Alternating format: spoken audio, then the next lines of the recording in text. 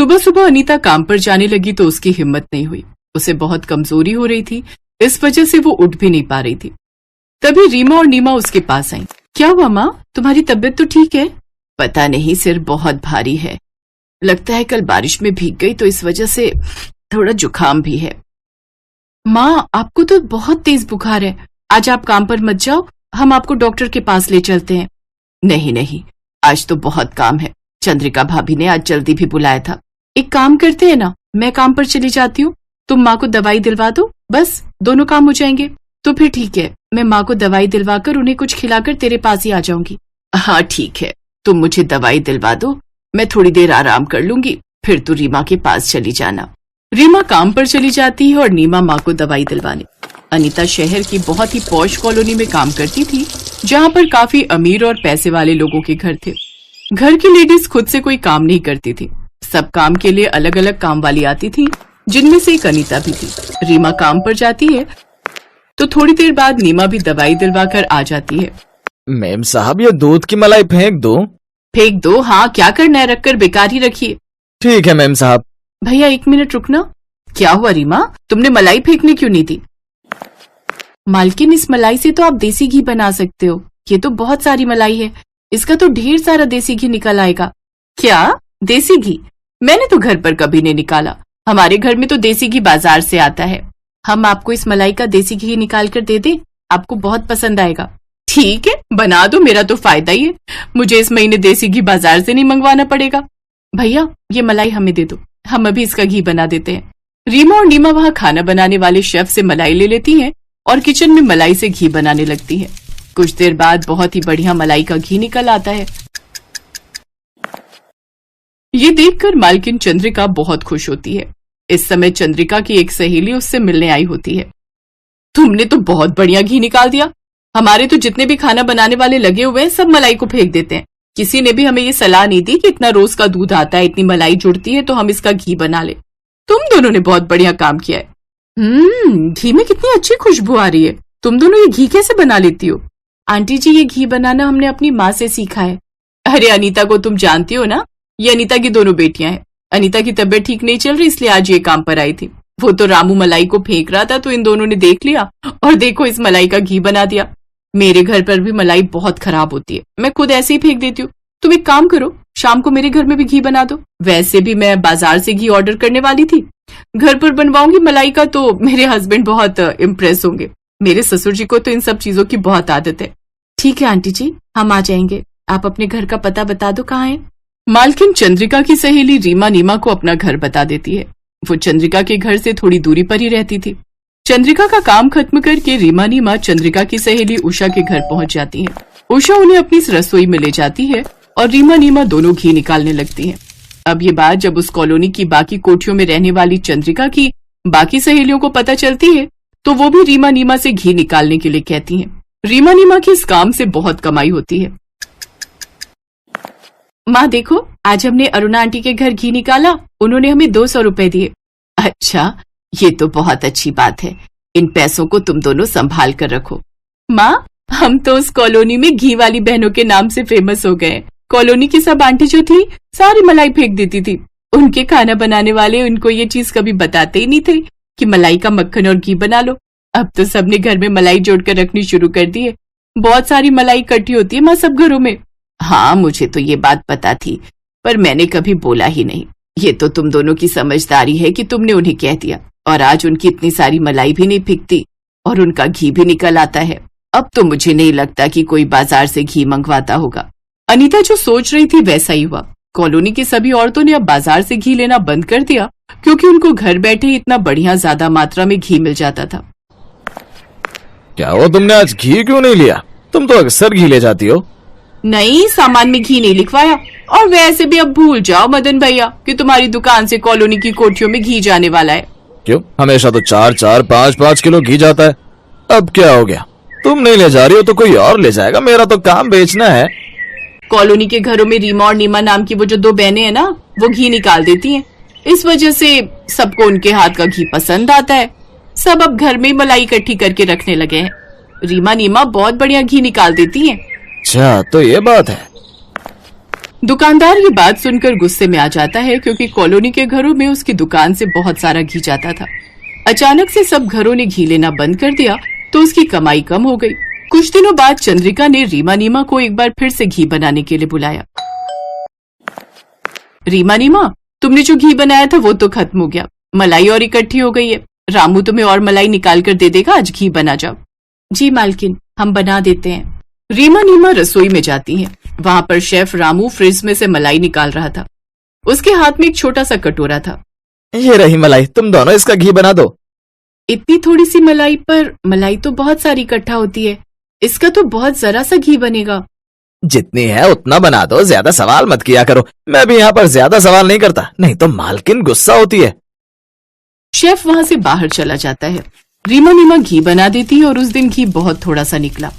पता नहीं बड़ी वाली छलनी कहाँ रखी है, घी छानना रह गया है। मैं नीचे देखती हूँ, कहीं अलमारी में नीचे ना गिर गई हो। नीमा अभी छलनी ढूंढी रही थी कि तभी उसकी नजर नीचे छुपे डस्टबिन पर जाती है जिसमें बहुत सारी मलाई गिरी हुई थी। ऐसा लग रहा था मानो किसी ने बड़ी थैली में मलाई को फेंका हो। ये बात जब चंद्रिका को पता चलती है तो सारी बात सामने आ जाती है। शेफ रामू ने जानबूझकर मलाई को फेंक दिया था। रामू सब कुछ सच सच बता देता है कि उसे दुकानदार ने ही ऐसा करने के लिए कहा था और इस बात के दुकानदार ने उसे 5,000 रुपए दिए थे। मालकिन माफ कर दो, मैं पैसों के लालच में अंधा हो गया था, मुझसे गलती हो गई। नहीं रामू, चाहे बात छोटी है, कोई इतनी बड़ी नहीं है, पर ऐसी घटिया बात वो भी सिर्फ 5,000 रुपए के लिए तुम कैसे कर सकते हो? उस दुकानदार से तो अब इस कॉलोनी में हम में से कोई कुछ सामान नहीं लेगा, पर तुम्हें भी मैं नौकरी पर नहीं रखूंगी। तुम कहीं और जाओ और वहां नौकरी ढूंढो, इस कॉलोनी में तुम्हें कोई नहीं रखेगा। चंद्रिका शेफ रामू को नौकरी से निकाल देती है। अब उस दुकानदार से भी सबने सामान खरीदना बंद कर दिया। धीरे धीरे रीमा और नीमा के हाथों के बने घी की बात सबको पता चलने लगी। सब उन्हें घी निकालने के पैसे देते थे। धीरे धीरे रीमा नीमा ने बहुत सारे पैसे इकट्ठे कर लिए और फिर एक दिन उन्होंने सोचा क्यों न वो खुद की घी की एक दुकान बनाए जहां पर लोगों को शुद्ध देसी घी प्राप्त हो। रीमा नीमा के दिमाग ने काम किया, उनकी योजना सफल रही। अब उन्होंने घी की एक बड़ी दुकान बना ली जहां पर वो घी बनाकर बेचने लगी और फिर एक दिन रीमा नीमा सफल घी व्यापारी बन गई और उन्होंने अपने सपनों को पूरा किया। आज उनकी मेहनत और ईमानदारी की वजह से उन्होंने अपने लिए और अपनी माँ के लिए वो सारी सुख सुविधाएं प्राप्त कर ली जिसके वो कभी सपने देखा करती थी।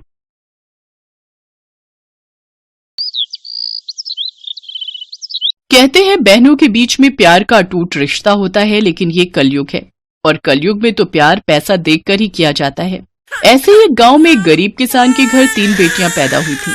किसान ने तीनों का नाम रितु, राखी और रीना रखा था, लेकिन तीनों बेटियां जब 18 साल की हो गईं, तब वो किसान और उसकी पत्नी एक एक्सीडेंट में मारे गए। तीनों बेटियां अनाथ हो गईं। अब इस दुनिया में हमारा कोई नहीं है। पिताजी हमारे लिए कितनी मेहनत करते थे, अब हमें कौन खाना खिलाएगा, हम क्या करें? तीनों एक दूसरे को पकड़कर रोने लगे। फिर 2 दिनों के बाद रितु ने कहा, राखी, रीना, हमें शादी कर लेनी चाहिए, तभी हमें इस गरीबी से मुक्ति मिलेगी। लेकिन हमसे शादी करेगा कौन?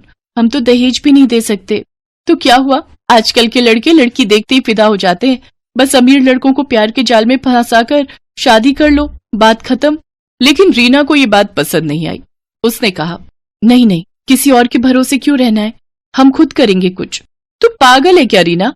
कुछ करने में सालों लग जाएंगे, शादी करने से सब कुछ बना बनाया मिल जाएगा। लेकिन रीना इस बात को मानने के लिए तैयार नहीं थी। रितु और राखी अपने लिए लड़के ढूंढने लगे और रीना कॉलेज की पढ़ाई खत्म करने में लग गई। रितु और राखी ने कॉलेज छोड़ दिया। सोशल मीडिया के जरिए वो दोनों 2 अमीर लड़कों से मिले, सुहास और आकाश। दोनों एक ही अमीर बाप के बिगड़े हुए बेटे थे। रितु और राखी ने उन दोनों को अपने प्यार के जाल में फंसा लिया और कुछ ही दिनों के अंदर उन लोगों ने शादी भी कर ली। ससुराल जाने के बाद रितु और राखी के होश उड़ गए। अरे यार, कितना बड़ा घर है, कितने सारे फर्नीचर हैं, मैं तो हमेशा से यही सब चाहती थी। दीदी, यहाँ नौकर लोग भी हैं, हमें काम भी नहीं करना पड़ेगा। बहुत मजा आएगा यहाँ पर। अब पूरी जिंदगी आराम से बीत जाएगी। आपका आइडिया मस्त था दीदी। हाँ, मुझे पता है, वो रीना पागल है, अकेले उस गरीब खाने में पड़ी हुई है। रहने दो उसे, पूरी जिंदगी भर वो गरीब ही रहेगी। वो दोनों अपने पतियों के साथ खाना खाने बैठ गए।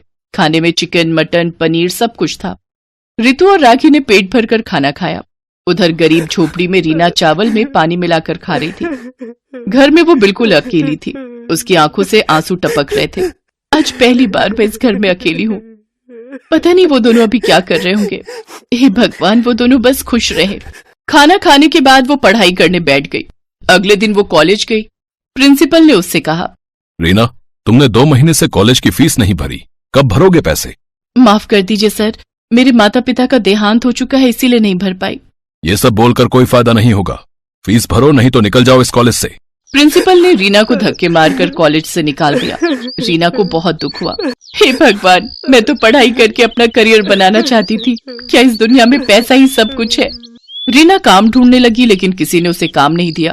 अगले दिन सुबह रीना जब घर का काम कर रही थी, तब उसके घर के बाहर एक गाड़ी आकर रुकी। गाड़ी में से रितु और राखी बाहर आई। अरे दीदी, आओ आओ, मुझे लगा कि आप लोग इस घर में कभी नहीं आओगे। नहीं नहीं, हमें तो आना ही था। हमें देखना था कि तू किस हालत में है। हाँ हाँ, तूने हमारी बात नहीं मानी। हम देख कितनी बड़ी गाड़ी में घूम रहे हैं। अच्छी बात है दीदी, लेकिन मुझे खुद से कुछ करना है। पति के पैसों से ऐश नहीं करनी है। तू खुद कुछ नहीं कर पाएगी। वैसे कॉलेज नहीं गई आज? वो कॉलेज की फीस नहीं दे पाई ना, इसीलिए कॉलेज से मुझे निकाल दिया। यही होना था। अब कर ले तुझे जो करना है। हम तो पति के पैसों पर ही ऐश करेंगे। वो दोनों गाड़ी में बैठकर चले गए। रीना को अपना पेट पालना था, लेकिन उसके पास ज्यादा पैसे नहीं थे। रीना के पास जितने भी पैसे थे, उन पैसों से रीना ने चावल और राजमा खरीदा और बाजार में राजमा चावल बेचने लगी। राजमा चावल खा लो, राजमा चावल खा लो, स्वादिष्ट राजमा चावल। 2 महीने बीत गए। रीना राजमा चावल बेचकर अपना पेट पालने लगी और घर लौटकर पढ़ाई करती रही। एक दिन रीना शाम को घर आई और पढ़ाई करने बैठ गई। तभी बिजली चली गई। पूरे घर में अंधेरा छा गया। अरे, आसपास के घरों में तो बिजली है, यहाँ बिजली क्यों चली गई? तभी रीना को याद आया कि 2 महीने से बिजली का बिल भी नहीं भर पाई है वो। लेकिन रीना को पढ़ाई करनी थी। घर में एक मोमबत्ती तक नहीं थी। अंधेरे में पढ़ाई कैसे करूं? पढ़ाई नहीं करूंगी तो मुझे नौकरी भी नहीं मिलेगी। बहुत सोचने के बाद रीना को दुर्गा माँ की याद आई।